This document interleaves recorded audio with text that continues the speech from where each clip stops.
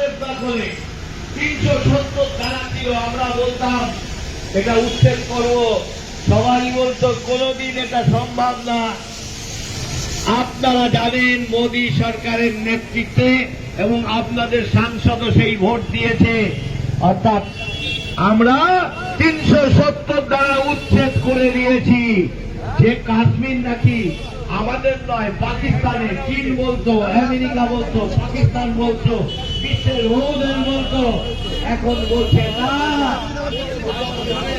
কাশ্মীর তো ভারতেরই আছে এবং আজাদ কাশ্মীর যেটা পাকিস্তান দখল করেছে।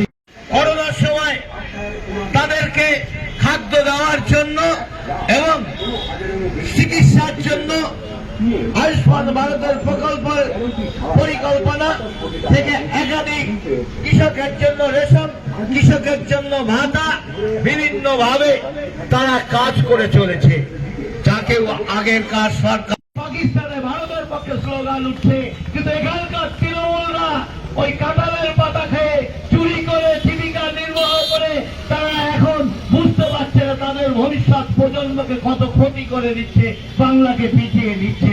না, আমরা বলছি এই লোকসভা নির্বাচনে মোদী গ্যারান্টিকে বিশ্বাস করে ভারতীয় জনতা পার্টিকে ভোট দিন, দেখবেন বাংলা, যে বাংলা পৃথিবীর মধ্যে অন্যতম সেরা ছিল, যে বাংলা ভারতবর্ষের মধ্যে 1 নম্বর স্থান সর্বক্ষেত্রে ছিল, সেই জায়গায় ভারতীয় জনতা পার্টি ফিরিয়ে দিতে পারে। এই গ্যারান্টি বাংলার পক্ষ থেকে আমি এই লোকসভা সাংসদ হিসেবে দিচ্ছি, আগামী দিন তার প্রমাণ নিয়ে নেবেন। তাই আমার বক্তব্যকে আর দীর্ঘায়িত না করে আমি আমার বক্তব্য শেষ করছি।